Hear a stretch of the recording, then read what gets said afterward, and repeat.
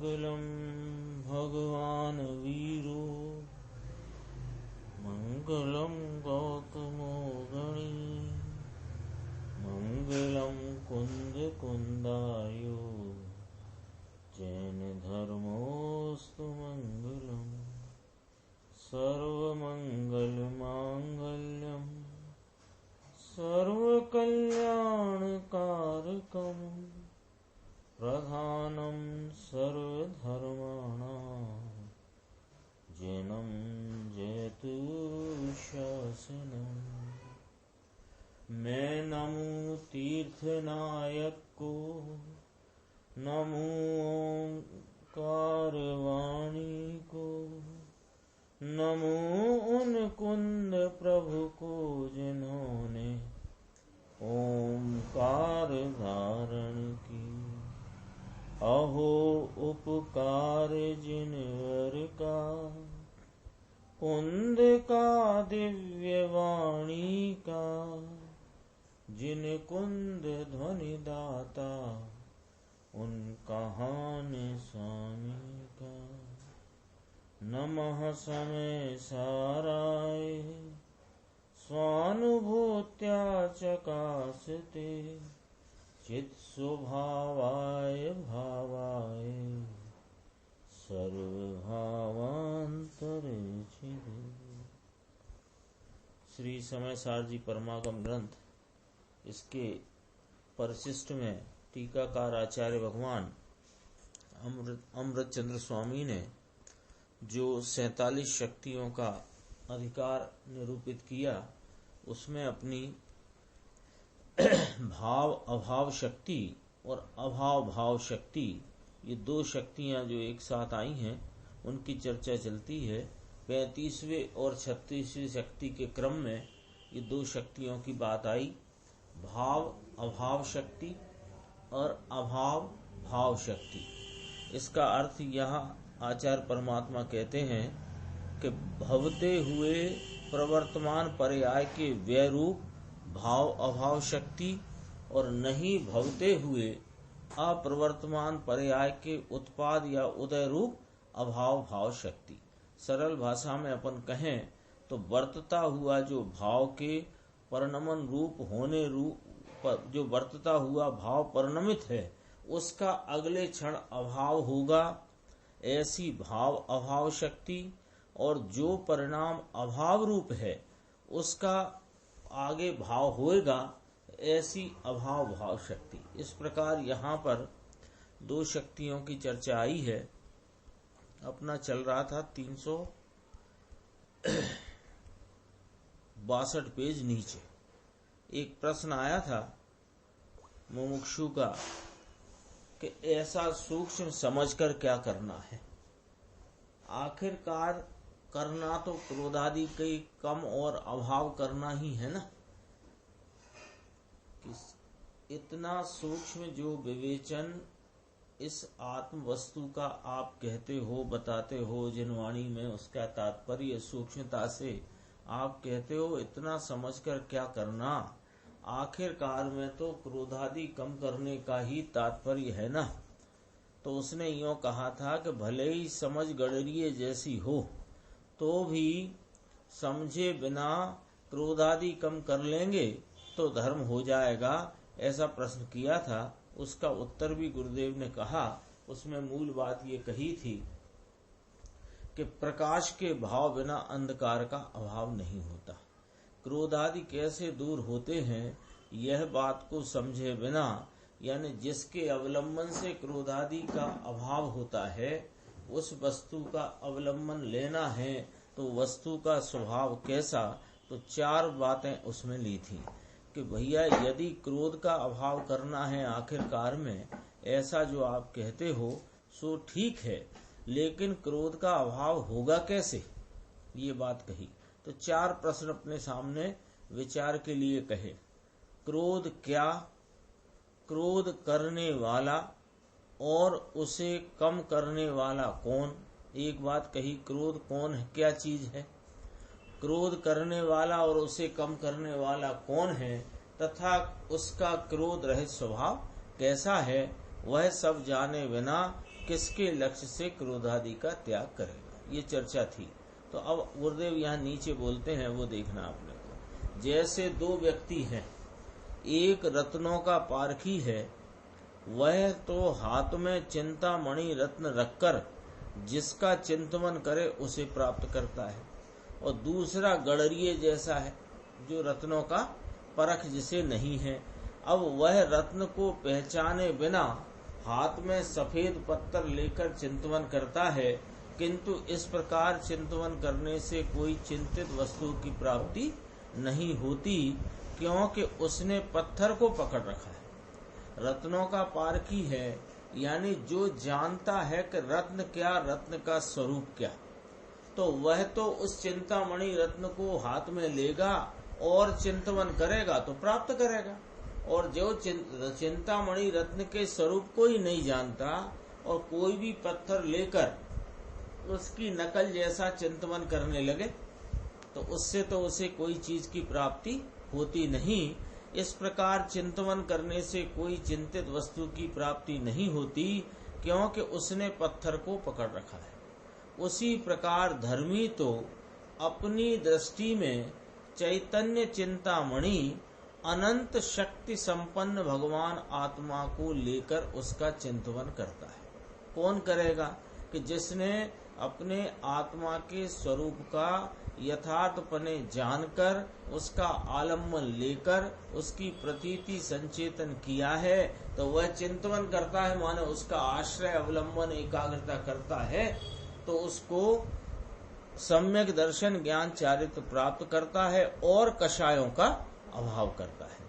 किंतु अज्ञानी अनंत शक्ति संपन्न चैतन्य चिंतामणि को पहचाने बिना राग द्वेष पुण्य पापादि कषायों को पकड़कर उनके चिंतन से यह करते करते हमें सम्यक दर्शन हो, सम्यक ज्ञान हो, सम्यक चारित्र हो, ऐसी इच्छा करता है, किंतु इस प्रकार कोई सम्यक दर्शन आदि नहीं हो सकते। बहुत अच्छा उदाहरण गुरुदेव श्री ने यहाँ दिया है। तो पारखी हो, उसने कहा था ना, समझने की क्या जरूरत है, इतना सब। हाँ, क्रोध आदि तो कम करना है, तो हम क्रोध आदि को कम कर लेंगे, और क्रोध आदि कम करके ही तो कषायों का अभाव करके ही तो मोक्ष की प्राप्ति होगी, तो हम कषायों का अभाव कर लेंगे। तो तब कहा था कि तू कषायों का अभाव कैसे होता है यह जाने बिना, क्योंकि क्रोध क्या है, कषाय क्या, भाव का अभाव किसके आलम्बन से होता है, जिसका आलम्बन क्रोध रहित वस्तु का आलम्बन लेना है, उसका स्वभाव कैसा है, वो पारखी होना चाहिए। तो यह उदाहरण दिया कि रत्नों का पारखी चिंतामणि रत्न को परख कर उसको हाथ में लेकर चिंतन करे, उसको चिंतित वस्तु की प्राप्ति होती है पारखी को। और कोई जो जानता तो है नहीं चिंतामणि रत्न को, कोई भी एक पत्थर पकड़ा, कांच पकड़ा या सफेद पत्थर पकड़ा और चिंतित वस्तु, वो कोई वस्तु का चिंतन करे तो क्या प्राप्त होगी? ऐसे ही जिसने अनंत शक्ति संपन्न अपने चैतन्य चिंतामणि को हाथ में ले लिया है, हाथ में ले लिया है यानी उसका आश्रय, उसका अवलंबन किया है, वह जो मांगेगा सो मिलेगा। क्या मांगेगा? सुख, आनंद, शांति, वीतरागता, तो वह उसको मिलती है। लेकिन कोई ऐसे चैतन्य चिंतामणि को तो पहचानता नहीं, और पुण्य पाप आदि कषायों को पकड़कर, राग द्वेष के शुभ राग आदि को पकड़कर ये कहे कि ये करते करते हमको सम्यक दर्शन, सम्यक ज्ञान, सम्यक चारित्र और इसकी पूर्णता हो जाए, मार्ग पूर्ण होकर मार्ग का फल प्राप्त हो जाए, तो यह तो हो नहीं सकता। इस प्रकार अपने शुद्ध स्वभाव को समझकर उसे पकड़े बिना यानी उसी का अवलंबन किए बिना सम्यक दर्शन आदि धर्म नहीं होते और कषाय दूर नहीं होती। 4 पॉइंट हैं ये। देखो, इसमें बहुत गंभीर बातें हैं, यानी ये वेद ज्ञान के सूत्र हैं। आत्मा में शरीर आदि जड़ का तो त्रकाल अभाव है, रागादि विकार का भी त्रिकाली स्वभाव में अभाव है, और स्वभाव में से प्रकट हुई एक समय की निर्मल पर्याय का भी दूसरे समय अभाव हो जाता है और दूसरी पर्याय प्रकट होती है। और शुद्ध द्रव्य स्वभाव त्रिकाल ज्यों का त्यों एक रूप बना रहता है, वही अवलंबन भूत है। भेद ज्ञान के सूत्र हैं, भाव अभाव शक्ति में से ये चर्चा निकल कर आई कि आत्मा में शरीर आदि जड़ पदार्थों का त्रिकाल अभाव है, और त्रिकाली स्वभाव यदि आत्मा का जो देखा जाए तो राग आदि विकार का भी उस स्वभाव में अभाव है। फिर कहा कि स्वभाव का आलम्बन लेकर जो प्रकट हुई है एक समय की निर्मल पर्याय भाव रूप, उसका भी अगले समय अभाव हो जाता है, और दूसरी पर्याय प्रकट होती है, माने अभाव भाव शक्ति, जिसका अभाव है उसका भाव हो जाता है। और इस सारे भाव अभाव अभाव भाव भाव अभाव अभाव भाव, ये जो पर्यायों का क्रम चला आता है, इसमें शुद्ध स्वभाव त्रिकाल ज्यों का त्यों एक रूप बना रहता है, ये ही अवलंबन होता है। साधक पर्याय हो या सिद्ध पर्याय हो, सर्व पर्यायों के समय शुद्ध द्रव्य स्वभाव तो सदैव एक रूप वर्तता है।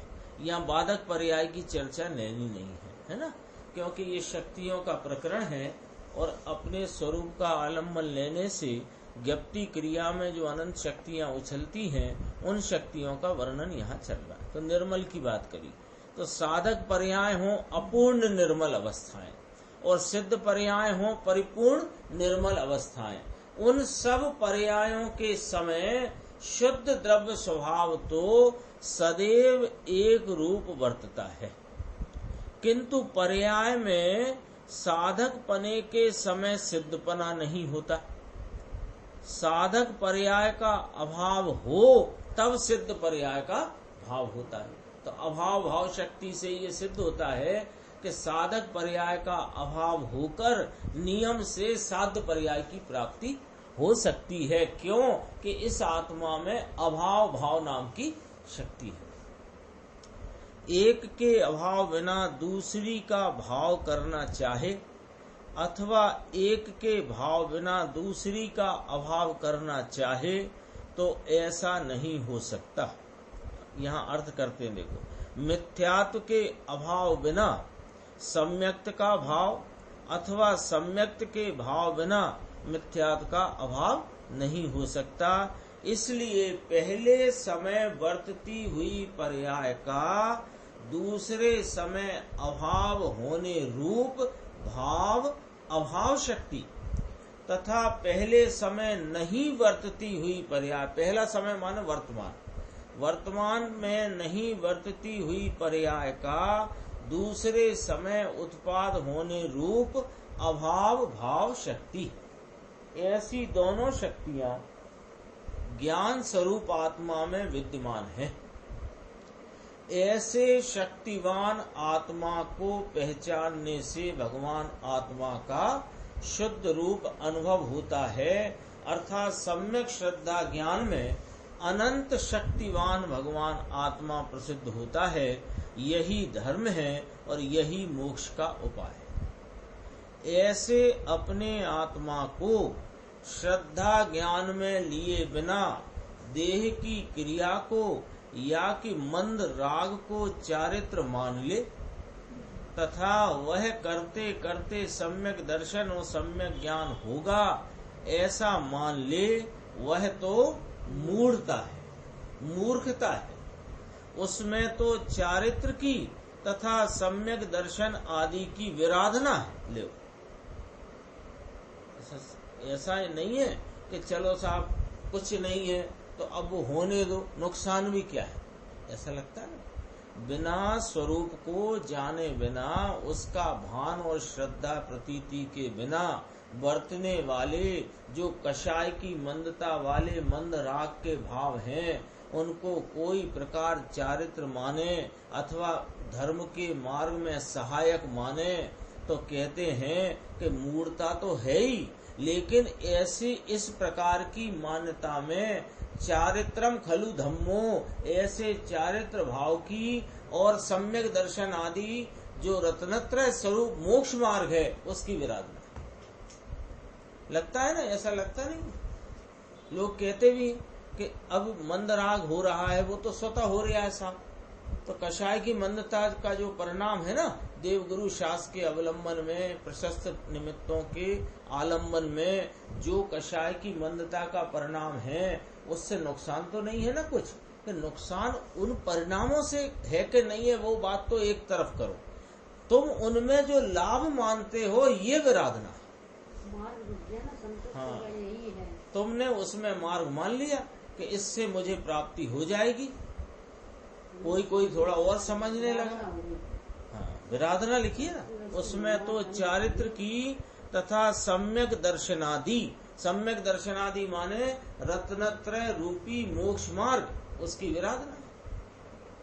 सम्यक दर्शन तथा सम्यक चारित्र क्या वस्तु है, उनकी महिमा की उसे गंध भी नहीं। वह जो आत्म स्वरूप के आलम्बन से उपयोग की वर्तती दशा में अपने स्वरूप के आनंद और शांति वीतरागता का संचेतन और उसकी प्रतीति की इस मोक्ष मार्ग में क्या महिमा है, इस जिन शासन में उसकी क्या महिमा है, इसे गंध भी नहीं। ये तो देह के आश्रित क्रिया को और वहां वर्तते हुए मंद राग को ही सर्वस्व अपना सौंप करके बैठा है। सिद्ध पर्याय वर्तमान अभाव रूप होने पर भी, अभी सिद्ध पर्याय नहीं है ना, तो सिद्ध पर्याय वर्तमान अभाव रूप है, तो ऐसा होने पर भी उसके भाव होने की शक्ति द्रव्य स्वभाव में विद्यमान है। यह कहाँ से मालूम पड़ा कि अमृतचंद्र भगवान इस ग्रंथ आदि राज का दोहन करके उसमें कहते हैं कि प्रत्येक आत्मा में अभाव भाव शक्ति विद्यमान है। सिद्ध पर्याय का अभी अभाव है, लेकिन इसका भाव होएगा, ऐसी शक्ति विद्यमान। तो उसका विश्वास करने से अभाव भाव शक्ति स्वरूप आत्मा का और उस शक्ति का, शक्तिवान का विश्वास करने से सिद्ध पर्याय प्रकट हो जाती है। अभाव पर्याय का भाव करने की शक्ति चैतन्य में है, बाहर कहीं नहीं है। और कहते हैं सिद्ध पद का अभाव है, उसका भाव, भाव माने उसका परिणमन, सिद्ध पद का अभाव है माने सिद्ध पर्याय का अभी परिणमन नहीं है वर्तमान, तो उसका भाव नाम परिणमन होए, उसका भाव चैतन्य स्वभाव के आश्रय से होता है।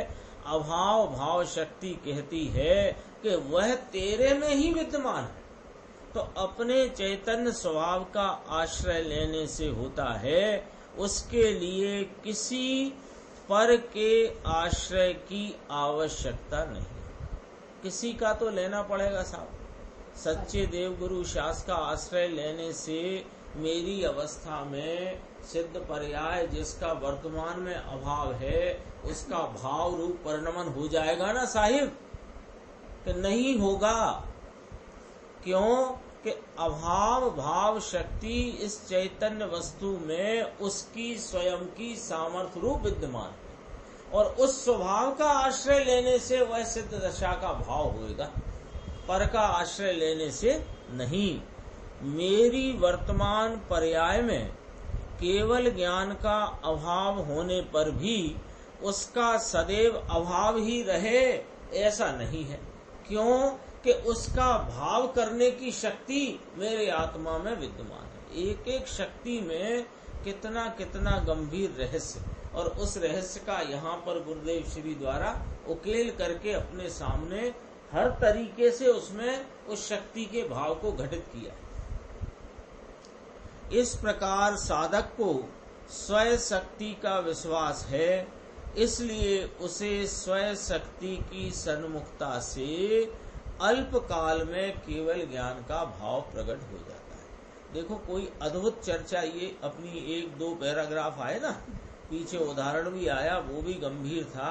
और यह वर्तमान पर्याय जो नहीं, उसका भाव होने की शक्ति आत्मा में ही विद्यमान है, इस बात के विश्वास में हमारा सब पर की तरफ का जो आलम्बन करने की बुद्धि है वो छूट जाती है। तो मोक्ष मार्ग क्या है, कैसे वर्तता है, और मोक्ष मार्ग पर्याय पूर्वक उसका फल कैसे मिलता है, उसकी सारी चर्चा यहाँ पर स्पष्ट है। मोक्ष मार्ग क्या है कि अपने शक्ति स्वरूप आत्मा का आलम्बन लेना ही मोक्ष मार्ग है। तो अभी जो चर्चा चलती है उस संदर्भ से कहें, भाव अभाव और अभाव भाव शक्ति संपन्न इस आत्म वस्तु का आलम्बन लेने से मोक्ष मार्ग वर्तता है। और वह मोक्ष मार्ग का अभाव होकर, वो भाव है ना, तो उसका अभाव होएगा, और जो वर्तमान में सिद्ध पर्याय अभाव रूप है उसका भाव होएगा। ये वाली बात स्वयं के आश्रय में ही सारा कार्य है, बाहर की कोई उसमें आवश्यकता नहीं। इस प्रकार की चर्चा आई। अभी देखो ये थोड़ी गंभीर चर्चा है। वर्तमान में जिस पर्याय का अभाव है वह भविष्य में प्रकट होकर भाव रूप होती है, सो कहां से प्रकट होती है? प्रश्नवाचक। ये प्रश्नवाचक क्यों है कि इस बात पर हमें विचार कराते हैं गुरुदेव श्री व्याख्या। हाँ, अपन से प्रश्न पूछते हैं, भाई तू विचार करके जवाब देना, ऐसा मत कहना हाँ जी नहीं करना। कि यहाँ गादी पर से पूज्य गुरुदेव श्री फरमाते हैं बराबर साहिब, ये नहीं। कई बार ऐसा हुआ, कई लोग वहां बैठ करके नीचे सभा में बराबर साहिब, तो कोई गुरुदेव को ऐसा लग जाता था कि इसका लक्ष्य तो कहीं और था, और इसने एकदम बात जैसे ही गुरुदेव ने बोलना रुके ना, तो थोड़ा पौ जाता है, थोड़ा रुकते, तो रुके तो उसने बोला बराबर साहिब, तो पूछ लेते क्या बराबर, तो वो फिर कुछ जवाब दे नहीं पाते क्योंकि लक्ष्य उधर था नहीं सुनने पे। तो यहाँ अपने को विचार कराते हैं। देखो अपन ऐसे के ऐसे हाँ जी ना करें, विचार करें।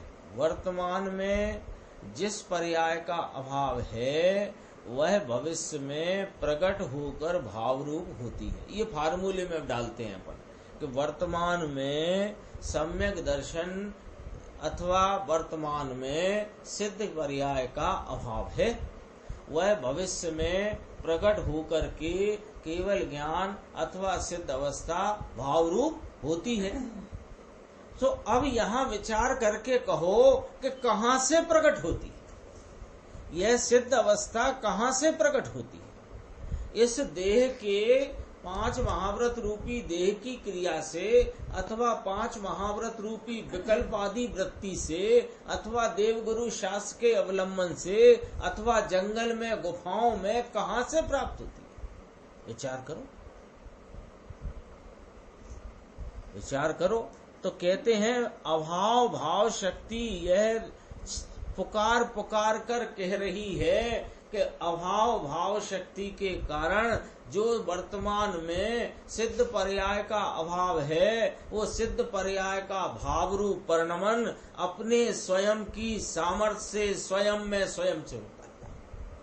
कहा देखो, तो कहते हैं कि अपने स्वभाव में से प्रकट होती है। तो अगला प्रश्न आ गया कि यदि यह वर्तमान में सिद्ध अरिहंत सिद्ध आदि अवस्था अभाव रूप है, और ये कहां से वो अभाव का भाव होएगा ना भविष्य में, तो ये कहां से होगा कि स्वभाव में से होगा। तो स्वभाव कैसा है, ये अगला प्रश्न आना चाहिए। ये तो गुरुदेव श्री ने अपने सामने रखा ही है, अपने को आएगा कि नहीं आएगा। जैसे कोई चीज कोई ढूंढ रहा है कि साहब वो फला वाली दवाई चाहिए मुझे, ये दवाई नहीं मिल रही है, तो उसने कहा आपको फला दुकान पे मिलेगी। तो अगला प्रश्न क्या आया, वो दुकान कहाँ है साहब, आएगा कि नहीं आएगा? तो स्वभाव कैसा है?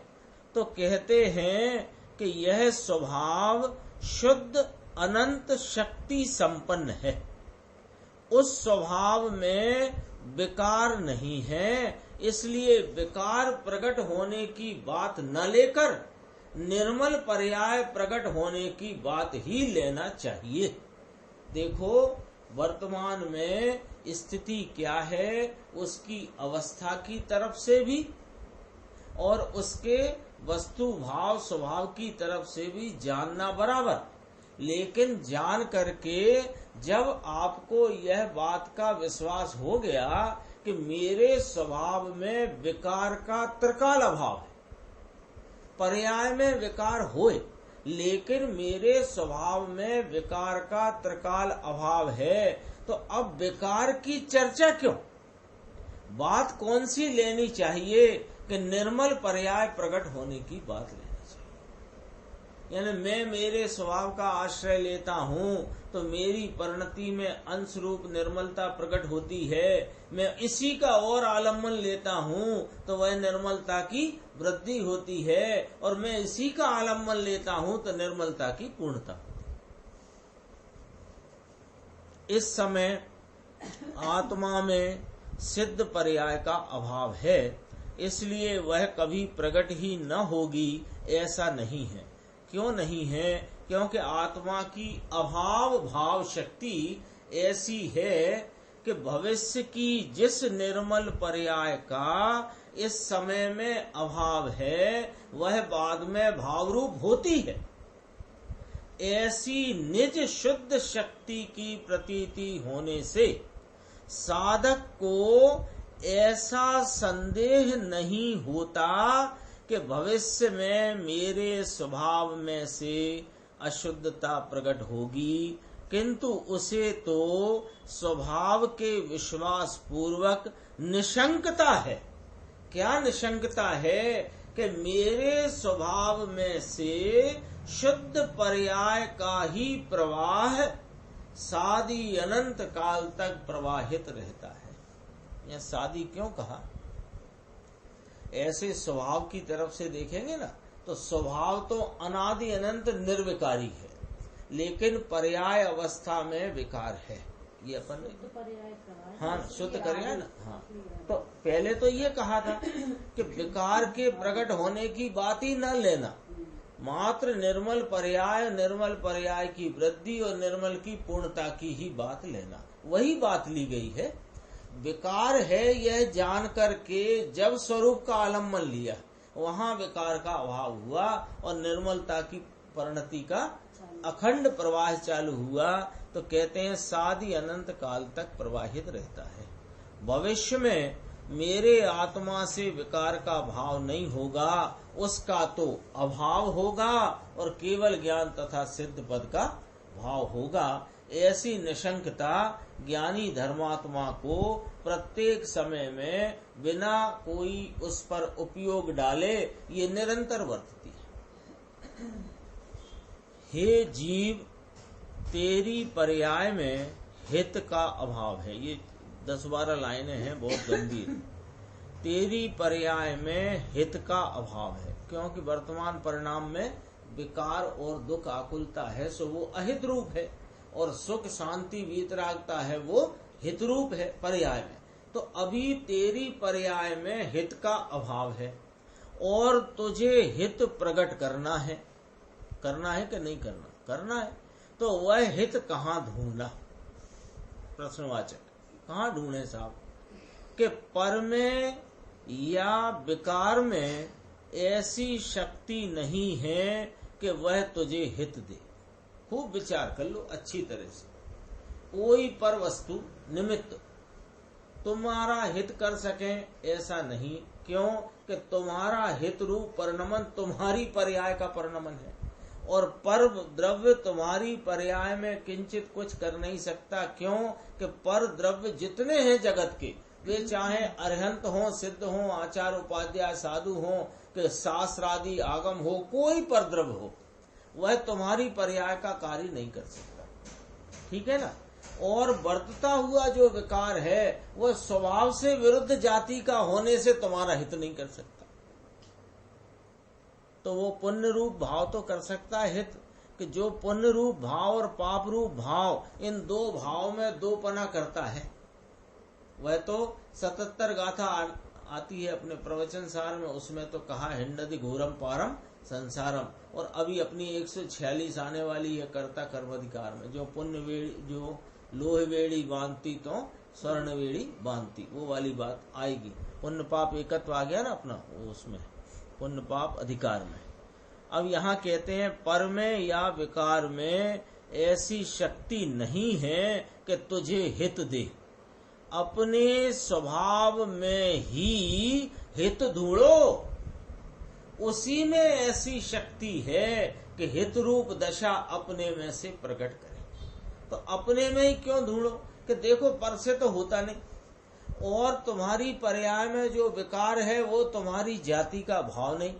तो तुम्हारी जाति कैसी है कि हित रूप है, आनंद रूप है ना, तो आनंद शांति वीतरागता की जाति का मैं हूं, तो उसी में ढूंढो, उसी में ऐसी शक्ति है कि हित रूप दशा अपने में से प्रकट करे। तो क्या होएगा कि अपने शुद्ध स्वभाव को प्रतीति में लेकर उसके अवलंबन से पहले समय में विद्यमान ऐसी निर्मल निर्मल पर्यायों को प्रकट करके धर्मी जीव उनका कर्ता होता है, किंतु विकार का कर्ता नहीं होता। उसका तो अभाव करता जाता है, ये भी कथन करने की शैली है, अभाव करता जाता है, क्योंकि ज्यों-ज्यों स्वरूप का आलम्बन लेता जाता है और परिणति में से रागादि विकार का अभाव होता जाता है, तो उसे उसका अभाव करता है ऐसा कहने में आया। क्योंकि दो प्रकार कथन की शैली बनती है। क्या कर रहा है कि निर्मल भावों का कर्ता होता है तो विकार के अभाव का कर्ता होता है, ऐसे उसका तो अभाव करता जाता है। तथा शरीर आदि जड़ का तो आत्मा में अभाव ही है, इसलिए उसका भी कर्ता नहीं होता। आत्मा में जड़ का त्रिकाल अभाव है, वह कभी आत्मा में भाव रूप नहीं होता। जड़ का कोई परिणाम आत्मा में भाव रूप नहीं होता। शुद्ध स्वभाव में विकार का अभाव है, इसलिए उस शुद्ध स्वभाव की दृष्टि में धर्मी को विकारी भाव भाव रूप होकर प्रकट नहीं होते। क्या गजब की बात है ये 5 लाइन देखो। जड़ पदार्थ है ना, शरीर आदि द्रव्य कर्म आदि, इनका तो वस्तु में आत्मा पदार्थ में त्रिकाल अभाव है। तो आत्मा के परिणाम में भाव रूपता उनकी होए, जड़ की या जड़ शरीर आदि द्रव्य कर्म की, ऐसा तो है ही नहीं। अब आई बात शुद्ध स्वभाव की, तो यह जो आत्मा, इसके स्वभाव को देखो तो ये तो त्रिकाल शुद्ध है। तो त्रिकाल शुद्ध स्वभाव में विकार का अभाव है। तो जिसने उस विकार के अभाव रूप त्रिकाली पवित्र स्वभाव की जिसने दृष्टि करी, तो उसके काय का परिणमन हो रहा है, निर्मल निर्मल निर्मल परिणमन है। तो उसको कोई विकारी भाव जो अभी अपूर्णता में है ना, तो वो विकारी भाव भाव रूप होकर प्रकट नहीं होते, वे विकारी भाव अभाव रूप से वे होते हैं। क्यों कि उसके तो निर्मल पर्याय ही भाव रूप होकर प्रकट। थोड़ा देखना है इस बात। तो विकार का अभाव हो गया तो निर्मल से विकार का ऐसा देखो, अभी शुरू से यहाँ से पकड़ना इस बात को। क्या कहना चाहते हैं कि वस्तु तो त्रिकाल शुद्ध है, पर से भिन्न है, तो पर को तो छोड़ दो। अब वस्तु की हिसाब किताब में क्या है कि अपना त्रिकाल पवित्र स्वभाव है और वर्तमान परिणति में विकार है। तो जिसने उस विकार को गौण करके उससे दृष्टि छोड़कर अपने शुद्ध स्वभाव को दृष्टिगत किया, तो उसके तो निर्मल पर्याय का भाव हुआ। तो निर्मल पर्याय का भाव है और विकार का उसको अभाव है।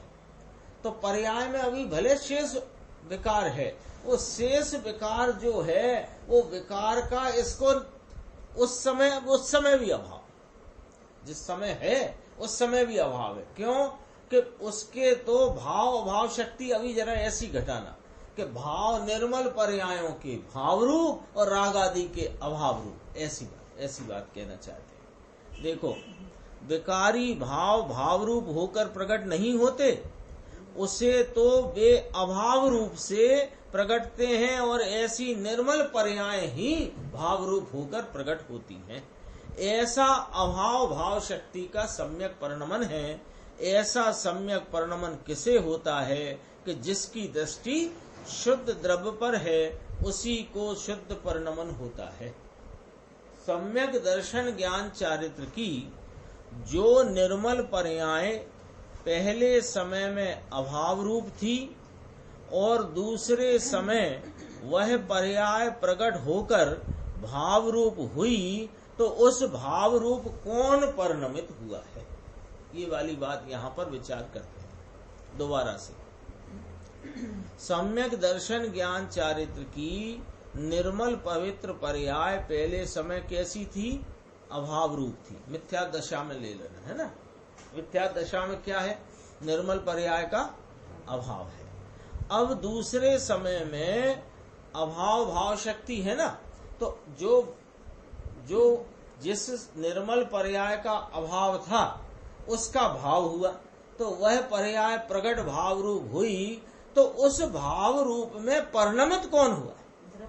हाँ, यही समझाना है कि वो कौन परिणमित हुआ है कि द्रव्य स्वभाव कौन? वो त्रिकाली, वो त्रिकाल रहने वाला। देखो अभी कहेंगे। नंबर 1, शरीर आदि का आत्मा में अभाव है।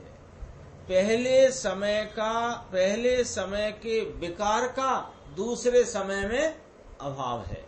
पहले समय की निर्मल पर्याय का भी दूसरे समय में अभाव है। 3 अभाव यहाँ सामने आए। 3 अभाव आए ना। शरीर आदि पर पदार्थों का आत्मा में अभाव, ठीक है। दूसरी बात, पहले समय वाला विकार अगले समय में अभाव रूप है। ऐसे ही पहले समय वाली निर्मल पर्याय अगले समय अभाव रूप है। इस प्रकार 3 अभाव की चर्चा आई। तो देखो, वे तीनों अभाव रूप है। कौन? पर पदार्थ जितने हैं शरीर आदि, वे अभाव रूप हैं, और जो पीछे के समय का विकार वह भी वर्तमान में अभाव रूप है, और जो पूर्व की निर्मल पर्याय है वो वर्तमान निर्मल पर्याय में अभाव रूप है। तो उनमें से कोई भी दूसरे समय भाव रूप नहीं होते। कौन? पहले समय की निर्मल पर्याय अगले समय में भाव रूप नहीं है। अपन तो निर्मल पे ही आ जाते हैं सीधे। पहले समय में वर्तती निर्मल पर्याय अगले समय के भाव रूप नहीं है। अगले समय में उस पर्याय का अभाव है। अब देखो, तो ये फिर दूसरे समय का शुद्ध भाव कहाँ से आया? ये बात को नक्की कराना है। ये बात अपने को सबको पता है कहाँ से आया, लेकिन अपने को वो बात को बारीकी से यहाँ विवेचन करके दृढ़ कराते कहाँ से आया। यहाँ इस तरह में ये सिद्ध कर रहे हैं कि वो परिणमन द्रव्य का ही है, कहीं और से नहीं है। यही कहना ना, तो द्रव्य तुम हो तो उसमें से आया। उसमें से। इसमें क्या विवेचन करके दृढ़ता कराना चाहते हैं? देखो, ये बात तो सीधी है कि द्रव्य ही परिणमित हुआ है, पहली बात, और द्रव्य ही परिणमित हुआ और वो भाव द्रव्य में से ही आया है, ये वाली बात। लेकिन इस बात का भरोसा करो। इस भरोसे से क्या होगा कि तुम्हारा जो पर द्रव्य के प्रति आलम्बन जाता है, जो उपयोग वहां जाता है वो व्यर्थ है। वहां से कभी भी निर्मल पर्याय का परिणमन होता नहीं है। इस बात की यहाँ दृढ़ता कराना है। इसलिए इस बात को जरा इस प्रकार से यहाँ प्रस्तुत करके उस बात की बारीकी कहते हैं। क्या कहते हैं? देखो कि दूसरे समय का शुद्ध भाव कहाँ से आया, तो कहते हैं कि शुद्ध द्रव्य में ही वैसे भाव रूप होने की शक्ति है। क्यों? कि अभाव भाव शक्ति है, इसलिए वह स्वयं ही दूसरे समय में वैसे भाव रूप हुआ है। तो इस प्रकार शुद्ध द्रव्य को लक्ष्य में लेकर जो उसके सन्मुख परिणमन करे, उसी ने अभाव भाव शक्ति वाले आत्मा को जाना है और माना है। वर्तमान पर्याय में ऐसी शक्ति नहीं है कि वह दूसरी शक्ति को प्रकट करे। यहाँ अपनी जो अनादि से पर्याय बुद्धि है, पर्याय पर लक्ष्य जाता है, उसको छुड़ाना है। और वो यहाँ जो चर्चा किसकी है, प्रकरण किसका है? भाव अभाव शक्ति और अभाव भाव शक्ति का। वो उसी चर्चा में से यह बात अपने को दृढ़ कराना चाहते हैं कि तुम वर्तमान पर्याय को न देखो। देखो क्या होता है, उसकी भी वजह है कि अभी हम यहाँ से मंदिर जाते हैं तो मंदिर में समूह शरण जैसा ही वहाँ पर भगवान साक्षात मानो विराजते हों, ऐसी वहाँ वीतरागी मनहर छवि हमारे ज्ञान का विषय बनती है। और उनकी वीतरागता ज्ञान का विषय बनती है तो वहाँ एकदम मंद कषाय रूप, मंद राग रूप भक्ति का तीव्र परिणाम जागता है। और वो भक्ति का तीव्र परिणाम जागता है, वो ख्याल में आता है और वेदन में आता है। अब उस वेदन को लक्ष्य में ले कि ऐसा ही परिणाम हो रहा है, तो वह क्या होता है कि वह परिणाम वो विकार में से नहीं आता है। वो परिणाम उसका तो होता है अभाव, और नया भक्ति का जो विकार उत्पन्न होता है वह अपने में से आता है। विकार में से आता है, ये लेकर के अपने को विकार का ख्याल में है ना, इसलिए बात करें। यहाँ पर भी कहते हैं कि जो तुमने यदि अपने द्रव्य शुद्ध द्रव्य की सन्मुखता वाला परिणमन किया और उस परिणमन में आनंद का भाव आया, तो वो आनंद के लक्ष्य से आनंद नहीं आएगा। अगली निर्मलता की वृद्धि रूप जो पर्याय है उसका अभी अभाव है कि नहीं, और वर्तमान निर्मल पर्याय का भाव है। तो वर्तमान निर्मल पर्याय पर लक्ष्य करने से वो नहीं आता है। वो कहाँ से आता है कि वो द्रव्य में ऐसी अभाव भाव शक्ति है। तो द्रव्य क्या लक्ष्य रख करके उसमें से आता है। देखो, उसी ने जो शुद्ध द्रव्य को लक्ष्य में लेकर उसके सन्मुख परिणमन करे, उसी ने अभाव भाव शक्ति वाले आत्मा को जाना और माना है। वर्तमान पर्याय में ऐसी शक्ति नहीं है कि वह दूसरी शक्ति को प्रकट करे।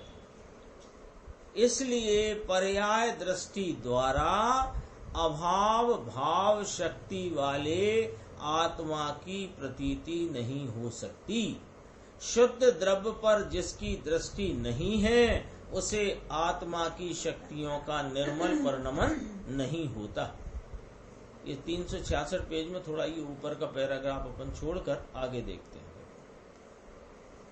अज्ञानी तो अभी पीछे अपन ने पढ़ा था ना, ये पढ़ा था, देखो कि पर्याय दृष्टि द्वारा अभाव भाव शक्ति वाले आत्मा की प्रतीति नहीं हो सकती।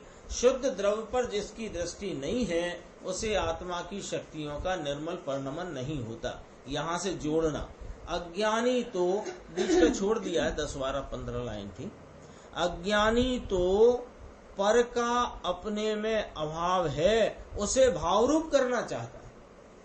आत्मा की अभाव भाव शक्ति की उसे खबर नहीं है। ज्ञानी का क्या खेल है कि ज्ञानी तो अभाव रूप ऐसी निर्मल पर्याय को अपनी स्वयं शक्ति में अंतर्मुख होकर भाव रूप करता है। अज्ञानी क्या करता है कि जो निर्मल पर्याय अभी तो अभाव रूप है ना, तो वह वर्तमान पर्याय को लक्ष्य में लेकर के अभाव रूप भाव को करना चाहता है, निर्मल परिणाम करना चाहता है, सो वह होता नहीं। कैसे होता है कि अपनी स्वयं शक्ति में अंतर्मुख होकर अभाव रूप निर्मल पर्याय को भाव रूप करता है। इसलिए शुद्धता में से शुद्धता को ही प्रकट करता जाता है। जिसकी दृष्टि शुद्ध स्वभाव पर नहीं है वह विकार को बढ़ाना चाहता है। वो क्या करेगा कि वर्तमान पर्याय में वर्तते विकार को लक्ष्य ख्याल में वेदन में आया ना, तो उसके आलम्बन से आगे का विकार चाहता है। तो वो क्या कर रहा है, विकार विकार विकार विकार विकार की धारा में। लेकिन जिसने इस विकार को अपने से विजातीय जानकर मानकर अपने पवित्र शुद्ध स्वभाव पर दृष्टि करी है, वो क्या करता है कि जो अभी निर्मल पर्याय अभाव रूप है, वो अभाव रूप पर्याय वर्तमान निर्मल पर्याय में से नहीं आएगी, अपितु वह जो निर्मलता का पुंज है, शक्ति स्वरूप है, उसकी सन्मुखता से वर्तमान भाव का अभाव होकर जो अभाव रूप भाव है उसका भाव होता है। जो शुभ अशुभ परिणाम है उसे दूसरे ही क्षण प्रकट करूं। देखना गंभीर है ये बात। ये जीव के जब तक अपने द्रव्य स्वभाव का यथार्थ निर्णय हुआ नहीं है, उसकी आलम्बन दशा नहीं है, तो ये क्या करता है, ये जो शुभाशुभ परिणाम है ना, वो दूसरे क्षण प्रकट करूं। अगले क्षण में ऐसा परिणाम लाऊं, अगले क्षण ऐसा लाऊं, अगले क्षण ऐसा लाऊं, अथवा जो टिक अच्छा लग रहा है ना मंदराग में, तो वो यही मंदराग बना रहे। इस प्रकार का उसको आश्रव की ही भावना है। आत्मा की शुद्ध शक्ति की भावना उसको नहीं है। फिर हाँ, पर में से निर्मल पर्याय चाह रहा है, हाँ, पर में से निर्मल चाहता है, अथवा विकार में से निर्मल चाहता है, अथवा विकार को ही बनाए रखना चाहता है अज्ञानी। और धर्मी क्या करता है कि धर्मी शुद्धता में से शुद्धता को प्रकट करता है। कौन सी शुद्धता? स्वरूप शुद्धता से। अगला लिया देखो, आत्मा जड़ की क्रिया करता है अथवा जड़ की क्रिया से आत्मा को लाभ होता है, ऐसा मानने वाला अपने में जड़ का भाव करना चाहता है, वह मिथ्या दृष्टि है। उसी प्रकार ये जड़ का तो उदाहरण दिया, अपने को समझ में आएगा ना कि जड़ की क्रिया से आत्मा को लाभ माने मूर्ख है। जड़ तो परद्रव्य है भाई, उससे यहाँ का भाव कैसे हो? तो ऐसा मानने में तुम तो अपने में जड़ का भाव करना चाहते हो, ऐसा मिथ्या दृष्टि है। हाँ, अपनी हाँ, ऐसा लगता है कि ये जड़ की क्रिया से आत्मा को लाभ होता है। क्यों? उसका भी कारण है कि जड़ की क्रिया जब करता है ना, तो वो वास्तव में उस जाति का अंदर में विकल्प उत्पन्न होता है, और विकल्प के अनुरूप क्रिया होती है, और वो क्रिया के अनुकूल वहां भाव होता है। तो उसे क्या है, उस भाव की ही भावना है। किसकी? आश्रव की, रागादि भाव की। तो उस रागादि भाव को बनाए रखना चाहता है, उपजाना चाहता है, तो उस प्रकार की जड़ आदि की क्रिया में परिवर्तन करता है। ये तो समझाया अभी कहते हैं उसी प्रकार विकार से लाभ मानने वाला विकार को अपने में भाव रूप रखना चाहता है, वह भी मिथ्या दृष्टि है। उसे प्रतिक्षण विकार का ही भाव होता है, किंतु निर्मलता का भाव होता नहीं।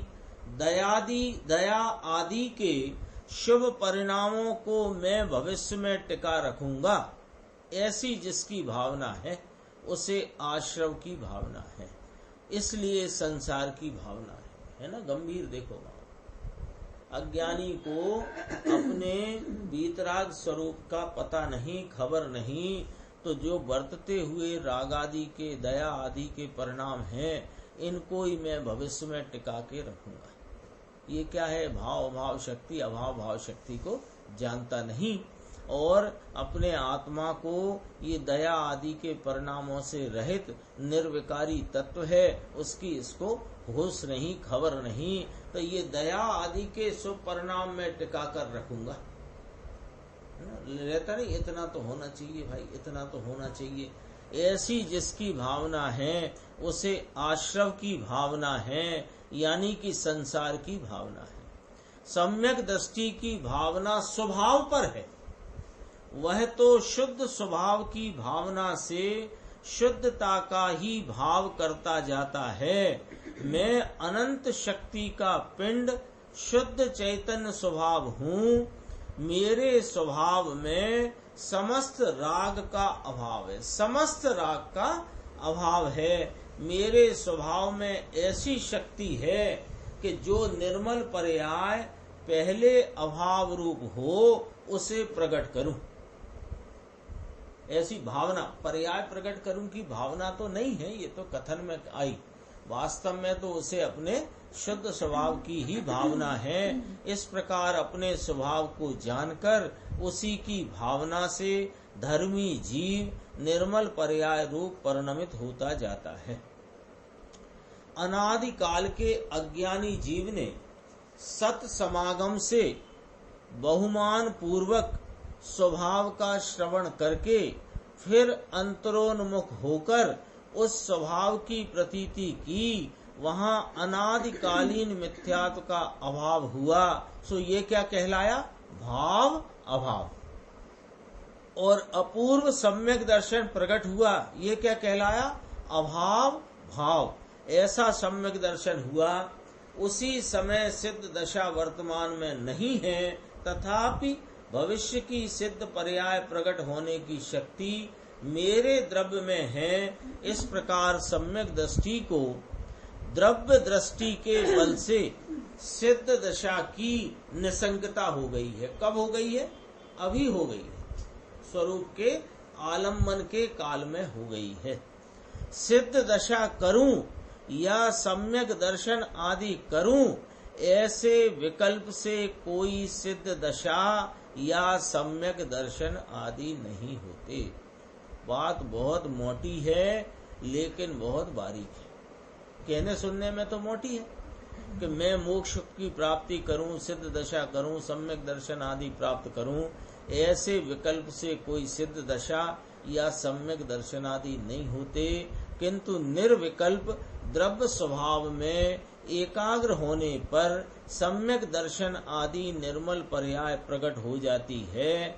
इसलिए धर्मी की दृष्टि में ऐसे शुद्ध द्रव्य स्वभाव की ही मुख्यता है। अभी अपने ये सब पढ़ा ना, 3 लाइन अंतिम, अपने को बराबर ऐसी बात का परिचय है। इस बात का परिचय है कि देखो, मुझे सम्यक दर्शन की प्राप्ति होए, मुझे मुनि दशा आए और मुनि दशा पूर्वक, मुनि दशा माने स्वरूप की स्थिरता, एकाग्रता बढ़े और उसके द्वारा पूर्ण पद की प्राप्ति होए, ऐसे विकल्प से कुछ नहीं होता है भाई साहब। यह तो अपने शुद्ध द्रव्य स्वभाव की एकाग्रता करने से ही होता है। इस बात का परिचय तो हुआ है अपने को। अपन रोज स्वाध्याय करेंगे, ज्ञानी जनों की ऐसी वाणी सुनेंगे, तो ये परिचय नहीं होगा क्या? अब ये परिचय तो हुआ है, लेकिन जिद ऐसी है कि आश्रय विकल्प का ही ले रहा है। जबकि ये बात परिचय में आ गई है कि मुझे सम्यक दर्शन आदि निर्मल पर्यायों की प्राप्ति हो, मोक्ष मार्ग प्रकट होए, ऐसे विकल्प से नहीं होता। वह मुक्त स्वरूप आत्मा के आलम्बन से मोक्ष मार्ग की प्राप्ति प्रकटता होती है। ऐसा परिचय में आने पर भी जिद ऐसी पड़ी है कि जिसके आलम्बन से होती है उसका आलम्बन करता नहीं, और वह विकल्प से नहीं होती, ऐसे विकल्प का आलम्बन करता। क्या कर रहा है अज्ञानी अनादि से कि उसी प्रकार के विकल्प में इस प्रकार तल्लीन है कि वह विकल्प कोई पलट पलट कर उसकी तल्लीनता नहीं छोड़ता। जबकि नीचे देखो, मोक्ष करूं ऐसा विकल्प आता है, किंतु धर्मी को उस विकल्प की मुख्यता नहीं है। विकल्प आता है लेकिन विकल्प की मुख्यता नहीं है। अज्ञानी को विकल्प आता है और विकल्प की ही मुख्यता। विकल्प की शरण नहीं है, शुद्ध स्वभाव की ही शरण है। उसी की शरण से मिथ्यात्व दूर होकर सम्यक्त होता है। किसकी शरण से?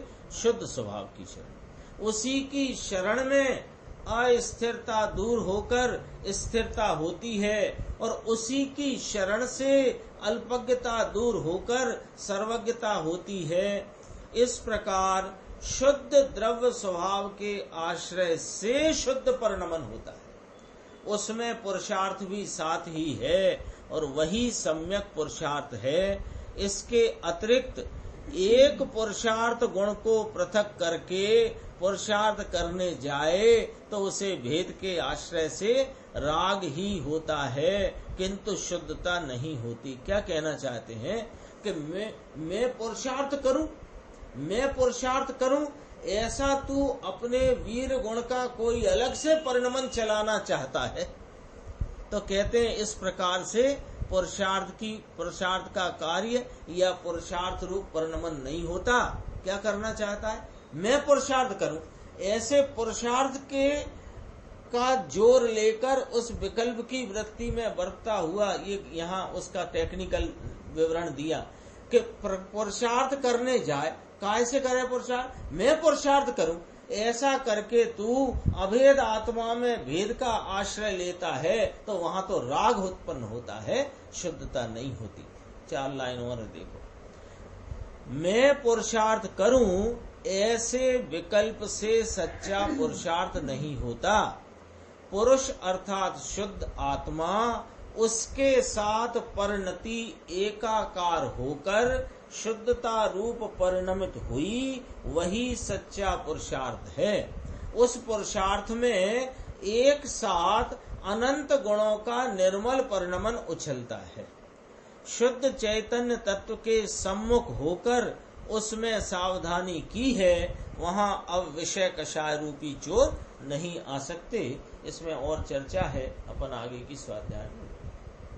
निज निधि निज में बताई, यह अनंत उपकार है, उसके लिए जिन वाणी माँ को वंदना शत बार है।